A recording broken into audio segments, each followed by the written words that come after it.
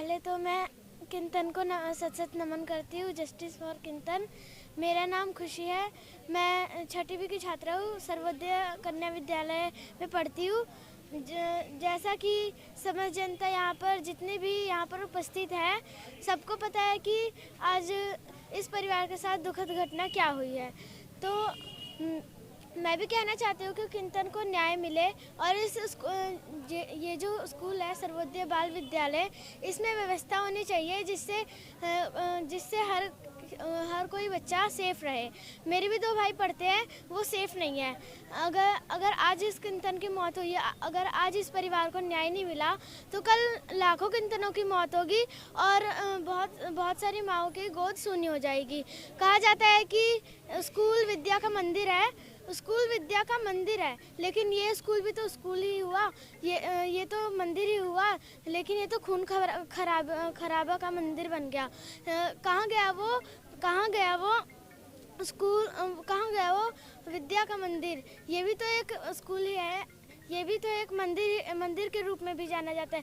लेकिन मंदिर में तो स्कूल में तो ये शोभा नहीं देती कि खून खराबा हो इस स्कूल में। तो मैं कहना चाहती हूँ कि किंतन को न्याय मिले। जो भी इस परिवार के साथ दुखद घटना हुई है और किसी परिवार के साथ दुखद घटना ना हो। नमस्कार, बहुत बहुत स्वागत है आप सभी का। आप देख रहे हैं दिल्ली क्राइम न्यूज और मैं हूं आपके साथ चंदन सिंह।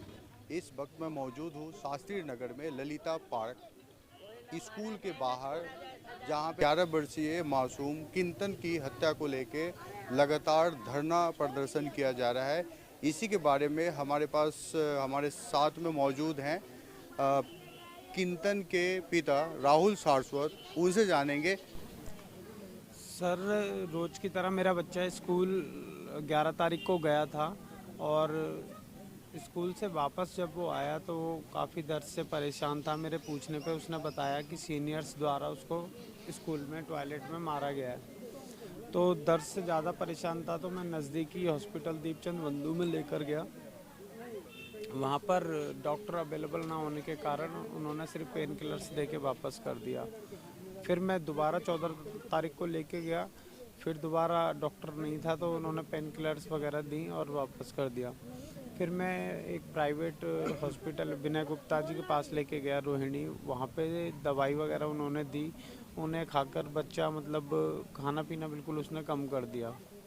फिर 20 तारीख को जब ज़्यादा तबीयत ख़राब हुई तो फिर मैं दीपचंद बंधु ले गया, वहाँ पर बच्चा एक्सपायर कर गया। सबसे ज़्यादा स्कूल प्रशासन की लापरवाही झलक रही है, क्योंकि जब 11 तारीख को मेरे बच्चे को स्कूल में जब मारा गया तो 12 तारीख से मैं लगातार प्रिंसिपल और टीचर्स के कनेक्ट रहा और जो एसएमसी मेंबर, जो एसएमसी के एमएलए रिप्रेजेंटेटिव जो होते हैं उनसे कांटेक्ट में रहा, लेकिन कोई एक्शन नहीं लिया गया इनकी तरफ से। तो स्कूल की लापरवाही साफ साफ दिखती है। स्कूल की लापरवाही साफ साफ दिखती है। और जिस तरीके से आम आदमी सरकार के द्वारा ये स्कूल के नाम पे और हॉस्पिटल के नाम पे वोट मांग लिया जाता है, लेकिन आज आप यहाँ पे देख सकते हैं कि किस तरह से स्कूल के अंदर ये गुंडागर्दी के मामले सामने में आ रहे हैं।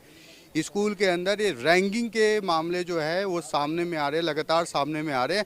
और इसी के बारे में यहाँ के पब्लिक से हम सीधे आपकी बात करवाएंगे। जी, आप लोगों का क्या कहना है इसके ऊपर? जी, इसके बारे में तो मैं तो यही कहना चाहूँगा कि खोखली सरकार के खोखले ही वादे हैं। जैसे कि आपके सामने हमारे भतीजे का केस है किंतन का। 11 तारीख को जब सीनियर द्वारा जब पीटा गया तो लंच में, तकरीबन जो बच्चों ने बताया, लंच में उसको पीटा गया। तो केजरीवाल सरकार के इन स्कूलों में क्या फर्स्ट एड की भी सुविधा नहीं है? जब बच्चे को पीटा गया तो उसके बाद 4 पीरियड वो क्लास के अंदर ही रहा, बच्चा डर से परेशान रहा, मगर कोई भी स्कूल की तरफ से कोई भी एक्शन नहीं लिया गया, ना कोई पेरेंट्स को बताया गया। तो इतनी जो लापरवाही है ये सरकार स्कूल में। उसके बाद में चलो ठीक है, उसके बाद हॉस्पिटल लेकर के गए हम बच्चे को। जब उन्होंने कुछ नहीं बताया, बच्चे ने बताया कि ऐसे ऐसे लड़ाई हुई है मेरे स्कूल में, तो हॉस्पिटल लेकर के गए। तो हॉस्पिटल में भी कोई सुविधा नहीं, कोई ऐसे चेकअप करने के लिए कोई, हम तो डॉक्टर है नहीं, डॉक्टर तो हॉस्पिटल में ये वही बताएगा कि शरीर के अंदर दिक्कत क्या है। तो ऐसी कोई हॉस्पिटल के अंदर भी सुविधा नहीं, वो भी अपने पल्ले झाड़ते रहे कि डॉक्टर नहीं है, कि ये नहीं है। 3 बार लगातार हम हॉस्पिटल भी लेकर के गए। सबसे पहले तो मैं नमन करना चाहती हूँ मैं यही बोलना चाहती हूँ कि स्कूल के और टीचर के लापरवाही की वजह से किंतन का मौत हो गया। जितना हो सके ये खबर को दूर तक।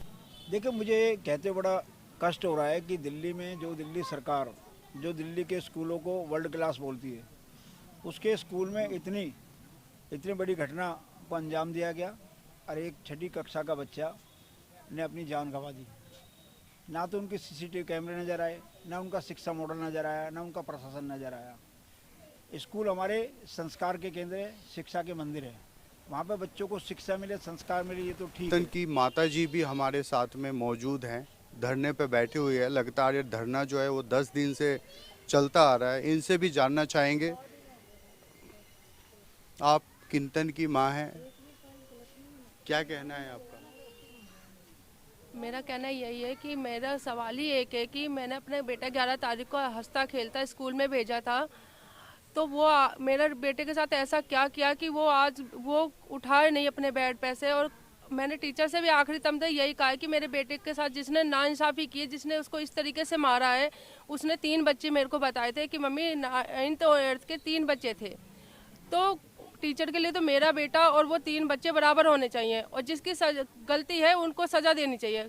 सिंपल सा, इतने में इंसाफ मेरे को भी मिल जाएगा और शायद उन बच्चों को उनकी सज़ा भी मिल जाएगी। लेकिन इसके आगे टीचर कैसे उनके सपोर्ट कर रहे हैं, मुझे ये बात नहीं समझ में आ रही। और दूसरी बात, मुझे ये नहीं समझ में आ रही कि इंसाफ के लिए जिस प्रिंसिपल से पूछताछ करनी चाहिए थी उसको ट्रांसफ़र क्यों किया इन्होंने। उससे तो पूछताछ करनी चाहिए थी ना, उससे रातों रात बदलने का आपका क्या मतलब बनता। और ये ऊपर से हुआ क्योंकि प्रिंसिपल अपने मन से तो नहीं दूसरे स्कूल में जाके बैठ सकता है। तो हम तो सिंपल सी लड़ाई लड़ रहे थे, एक छोटी सी लड़ाई थी, शायद मुझे लगा था इंसाफ मिल जाए। लेकिन अब ऊपर तक इन लोगों ने सोच लिया कि इस बच्चे को इंसाफ नहीं मिलेगा, क्योंकि अगर इंसाफ मेरे बच्चे को मिलता है तो इनकी नाकामयाबी और जो इनकी खामियाँ हैं ये सारी की सारी पब्लिक के सामने आ जाएगी। और इस पब्लिसिटी और ये इस चक्कर में ना इन लोगों ने राजनीति के चक्कर में, कुछ वोटों के चक्कर में ना मेरे बेटे के ऊपर राजनीति कर दी है, जिसकी वजह से आज मुझे 9 दिन हो गए बैठे बैठे अपने बेटे को लेके बैठती हूँ। और वो टीचर मेरे सामने आते हैं, लेकिन एक बार भी इंसानियत भी नहीं है उनमें कि 5 मिनट मेरे बच्चे के सामने आके खड़े हो जाए या मुझसे 2 तसल्ली भले शब्द कह दे कि कोई बात नहीं, हम तुम्हारे साथ हैं। तो जिन टीचरों में इंसानियत नहीं है वो कौन सा पाठ पढ़ा रहे थे मेरे बच्चे को। इस चीज़ के लिए मैं बहुत शर्मिंदा हूँ कि मैंने इस स्कूल में अपना बच्चा डाला और आज मेरे साथ मेरी और मेरे बेटे की कोई कमी है। हम इंसाफ ही तो मांग रहे हैं, क्या मांग रहे हैं हम ज़्यादा। तो भाई मुझे कुछ नहीं चाहिए, मुझे इंसाफ चाहिए और मुझे इंसाफ दे दीजिए, बस मेरे को कुछ नहीं चाहिए। आप बने रहिए आप हमारे साथ में, देखते रहिए दिल्ली क्राइम न्यूज़ और दिल्ली क्राइम प्रेस का मैं नेशनल रिपोर्टर इस मंच पे वादा करता हूं कि जब तक किंतन को न्याय नहीं मिलेगा मैं इस न्यूज़ को, कवरेज को लगातार चलाता रहूँगा।